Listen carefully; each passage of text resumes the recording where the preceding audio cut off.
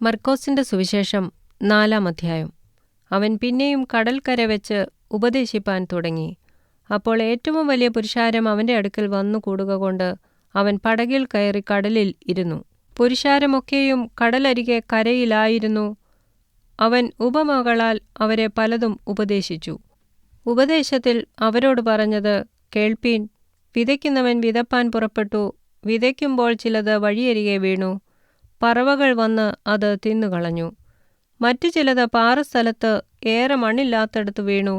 മണ്ണിന് താഴ്ചയില്ലായ്കയാൽ ക്ഷണത്തിൽ മുളച്ചു വന്നു. സൂര്യൻ ഉദിച്ചാറെ ചൂടുതട്ടി വേരില്ലായ്ക കൊണ്ട് ഉണങ്ങിപ്പോയി. മറ്റു ചിലത് മുള്ളിനിടയിൽ വീണു. മുള്ളു മുളച്ച് വളർന്ന് അതിനെ ഞെരുക്കിക്കളഞ്ഞു. അത് വിളഞ്ഞതുമില്ല. മറ്റു ചിലത് നല്ല മണ്ണിൽ വീണിട്ട് മുളച്ച് വളർന്ന് ഫലം കൊടുത്തു. 30, 60, 100 മേനി വിളഞ്ഞു.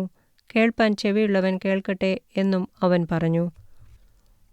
അനന്തരം അവൻ തനിച്ചിരിക്കുമ്പോൾ അവനോട് കൂടെയുള്ളവർ പന്തിരുവരുമായി ആ ഉപമകളെക്കുറിച്ച് ചോദിച്ചു.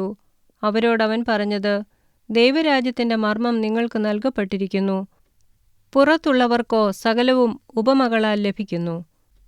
അവർ മനം തിരിയാതെയും അവരോട് ക്ഷമിക്കാതെയും ഇരിക്കത്തക്കവണ്ണം അവർ കണ്ടിട്ടും അറിയാതിരിപ്പാനും കേട്ടിട്ടും ഗ്രഹിക്കാതിരിപ്പാനും സംഗതി വരും. പിന്നെ അവൻ അവരോട് പറഞ്ഞത്, ഈ ഉപമ ഗ്രഹിക്കുന്നില്ലയോ? പിന്നെ മറ്റുപമകളൊക്കെയും എങ്ങനെ ഗ്രഹിക്കും? വിതയ്ക്കുന്നവൻ വചനം വിതയ്ക്കുന്നു.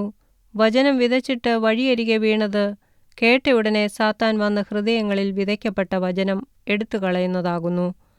അങ്ങനെ തന്നെ പാറസ്ഥലത്ത് വിതച്ചത് വചനം കേട്ടയുടനെ സന്തോഷത്തോടെ കൈക്കൊള്ളുന്നവർ, എങ്കിലും അവർ ഉള്ളിൽ വേരില്ലാതെ ക്ഷണീകന്മാരാകുന്നു. വചനനിമിത്തം ഉപദ്രവമോ പീഡയോ ഉണ്ടായാൽ ക്ഷണത്തിൽ ഇടറിപ്പോകുന്നു. മുള്ളിനിടയിൽ വിതയ്ക്കപ്പെട്ടതോ വചനം കേട്ടിട്ട് ഇഹലോകത്തിന്റെ ചിന്തകളും ധനത്തിന്റെ വഞ്ചനയും മറ്റു വിഷയമോഹങ്ങളും അകത്തു കടന്ന് വചനത്തെ ഞെരുക്കി നിഷ്ഫലമാക്കി തീർക്കുന്നതാകുന്നു. നല്ല മണ്ണിൽ വിതയ്ക്കപ്പെട്ടതോ വചനം കേൾക്കുകയും അംഗീകരിക്കുകയും ചെയ്യുന്നവർ തന്നെ. അവർ 30, 60, 100 മേനി വിളയുന്നു. പിന്നെ അവൻ അവരോട് പറഞ്ഞത്, വിളക്ക് കത്തിച്ച പറയിൻ കീഴിലോ കട്ടിൻ കീഴിലോ വയ്ക്കുമാറുണ്ടോ? വിളക്ക് തണ്ടിന്മേലല്ലയോ വയ്ക്കുന്നത്? വെളിപ്പെടുവാനുള്ളതല്ലാതെ ഗൂഢമായതൊന്നുമില്ല. വെളിച്ചത്ത് വരുവാനുള്ളതല്ലാതെ മറവായതൊന്നുമില്ല. കേൾപ്പാൻ ചെവിയുള്ളവൻ കേൾക്കട്ടെ. നിങ്ങൾ കേൾക്കുന്നത് എന്ത് എന്ന് സൂക്ഷിച്ചു കൊള്ളുവീൻ. നിങ്ങൾ അളക്കുന്ന അളവുകൊണ്ട് നിങ്ങൾക്കും അളന്നു കിട്ടും, അധികമായും കിട്ടും. ഉള്ളവന് കൊടുക്കും, ഇല്ലാത്തവനോടോ ഉള്ളതും കൂടെ എടുത്തുകളയും എന്നും അവൻ അവരോട് പറഞ്ഞു. പിന്നെ അവൻ പറഞ്ഞത്, ദൈവരാജ്യം ഒരു മനുഷ്യൻ മണ്ണിൽ വിത്തെറിഞ്ഞ ശേഷം രാവും പകലും ഉറങ്ങിയും എഴുന്നേറ്റുമിരിക്കെ അവനറിയാതെ വിത്ത് മുളച്ചു വളരുന്നതുപോലെയാകുന്നു. ഭൂമി സ്വയമായി മുമ്പേ ഞാറും പിന്നെ കതിരും പിന്നെ കതിരിൽ നിറഞ്ഞ മണിയും ഇങ്ങനെ വിളയുന്നു. ധാന്യം വിളയുമ്പോൾ കൊയ്ത്തായതുകൊണ്ട് അവൻ ഉടനെ അരിവാൾ വയ്ക്കുന്നു. പിന്നെ അവൻ പറഞ്ഞത്, ദൈവരാജ്യത്തെ എങ്ങനെ ഉപമിക്കേണ്ടു? ഏതു ഉപമയാൽ അതിനെ വർണ്ണിക്കേണ്ടു? അത് കടുകുമണിയോട് സദൃശ്യം.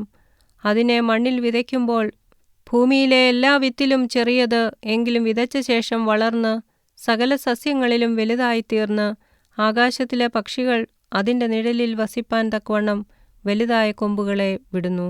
അവൻ ഇങ്ങനെ പല ഉപമകളാൽ അവർക്ക് കേൾപ്പാൻ കഴിയും പോലെ അവരോട് വചനം പറഞ്ഞു പോന്നു. ഉപമ കൂടാതെ അവരോട് ഒന്നും പറഞ്ഞതുമില്ല. തനിച്ചിരിക്കുമ്പോൾ അവൻ ശിഷ്യന്മാരോട് സകലവും വ്യാഖ്യാനിക്കും. അന്ന് സന്ധ്യയായപ്പോൾ നാം അക്കരയ്ക്ക് പോക എന്നവൻ അവരോട് പറഞ്ഞു. അവർ പുരുഷാരത്തെ വിട്ട് താൻ പടകിലിരുന്ന പാടെ അവനെ കൊണ്ടുപോയി. മറ്റ് ചെറുപടകുകളും കൂടെ ഉണ്ടായിരുന്നു.